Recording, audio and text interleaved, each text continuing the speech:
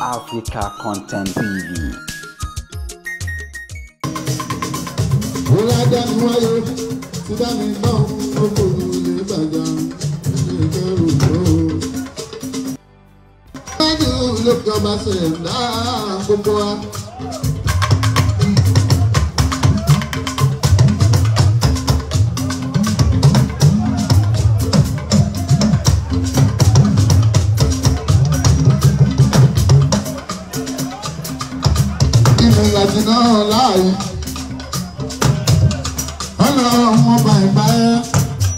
Ìbà lọ́wọ́ nílò ìbà fàlejò ìbà ìyá mi ìyá. Ẹjẹ́ mi ò rán mi gbẹ́dọ̀. Ilé àbúrò ní àròdé. Àròdé promotion mo máa yẹ kóró. Mo máa díẹ̀ ọ̀rẹ́ mi. Ó gbé nínú orí ìlà pásítọ̀.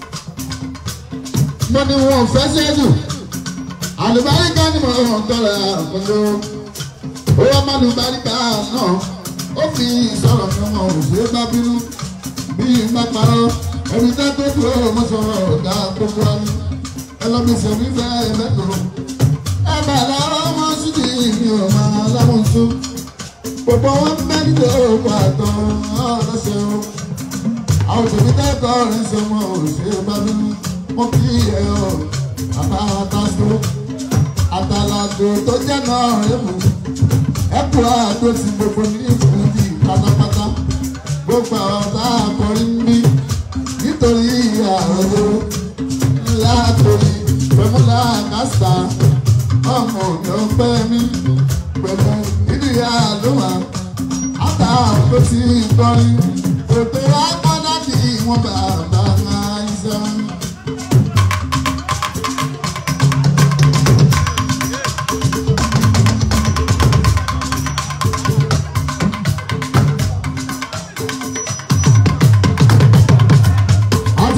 Ọ̀rọ̀ mi ti débi, wọ́n lóun náà ti gbọ́rí.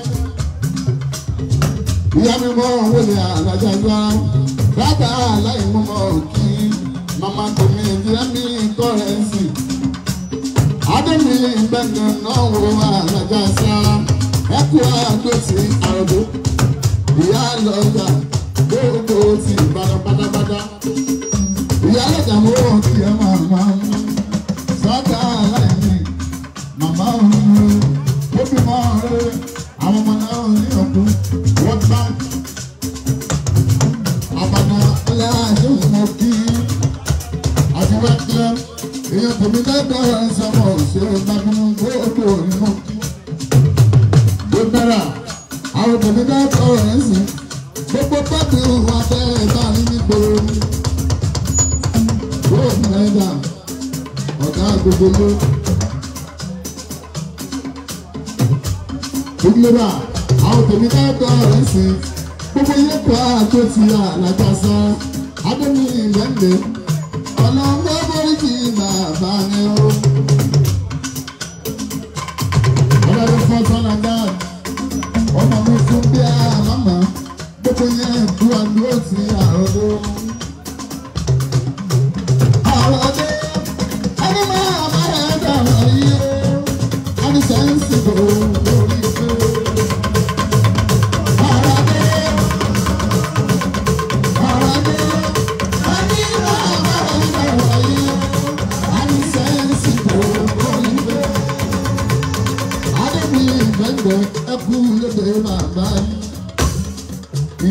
Tèmi kájọ sí ọ̀run olùpàdé ní ìgbẹ́ndẹ̀lé lọ ọ̀rẹ́ tèmi ọmọ òṣè bábínú. Adémi Jesus ọmọ bàbá pásítọ̀ tó ní ṣọ́ọ̀ṣì. Ọ̀rẹ́ tèmi bàbá pásítọ̀ ọ̀hún ẹ̀.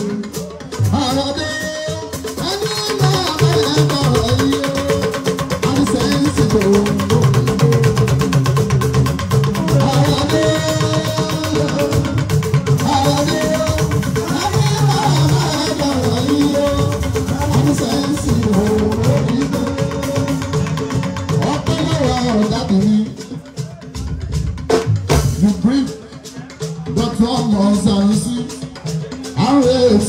Ibi tí gómìnà wa sì Mákindé tán ṣe dáadáa fún gbogbo ọ̀yọ́ pátápátá. Ṣé Mákindé ṣe títì ó ṣe mọ́sọ̀rọ̀ pẹ̀lú síkírọ́rìtì. Ibi tí ṣe ọmọ Mákindé tó sọ̀rọ̀ dáadáa tó tún ọmọ Sànúsí. Àrètí ìkẹwà ṣe gómìnà orúkọ wa nígbàdúrà ọmọ tuntun ọmọ Sànúsí. Tó bá dé ló bá bí ọ̀gá mi ṣeré. Ọmọ bá mọ ìgbàlù àdúrà tó ń sìn. Ẹ máa ń tọ́jú àtọ́bí nímọ̀kó. Adémi gbẹ̀gbẹ̀ ọ̀rẹ́ mi. Adékísàn gbogbo ẹni tẹ́ ń dá sí ìjà wa ẹ̀ ṣí èrè.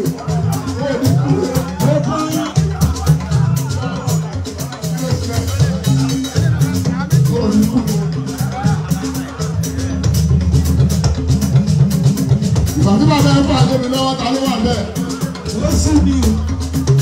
Oh, láti ìfà Adémi ìṣòro bàbá onígbó.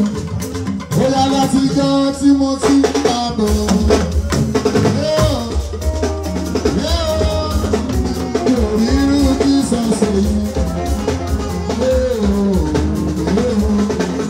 Láti jọ tí mo ti ń bá bọ̀.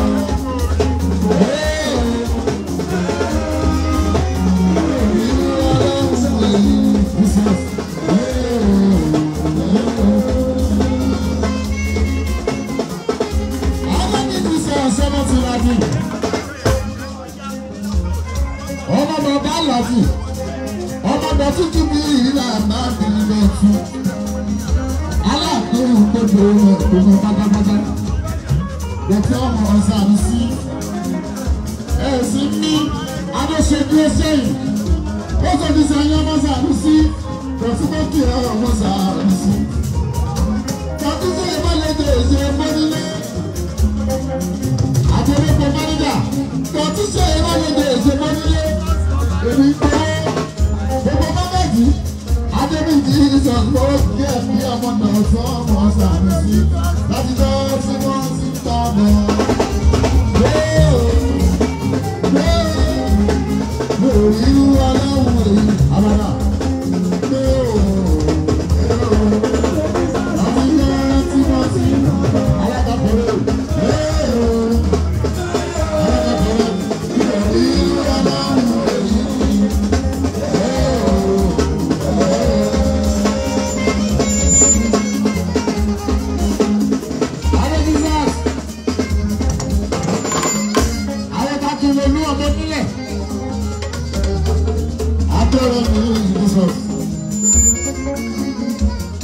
Gbogbo ẹ̀yin kẹ́sọ̀ tó tún sọ̀rọ̀ káàkiri. Omi àdáde àrùn òsì mọ́. Ìrọ̀lẹ́ ń pa ètòlẹ́ ń ṣe àkọ́kọ́ nípa ọ̀rọ̀ sí. Adé wọn bẹ̀rẹ̀ Adé Jesus. Àbíkú àbá sí ìdílà. Ọlá ìṣe onídàá àbá sí ìlà. Adé Jesus ní apárí ọ̀rọ̀ wa. Pásítọ̀ bá pè mí, onígbé bàbá rẹ̀. Mo lájà, onídọ́gba bá ti yá wa, ọ̀rọ̀ apárí, kí mo tó débi. Bẹ́ẹ̀sì Adémi Jesus mo ti dé rẹ̀. Mo bẹ̀rẹ̀ Jesus lọ́jọ́ yẹn. Ọmọ pásítọ̀, ọlọ́mọdé ti bàbá wa lóko. Jesus bàbá òkú, ẹ̀yìn ló fi ti. Ẹ máa ń bẹ́yìn bàbá òwò ṣe dára tó. Bàbá òkú, ẹ̀yìn ló fi ti.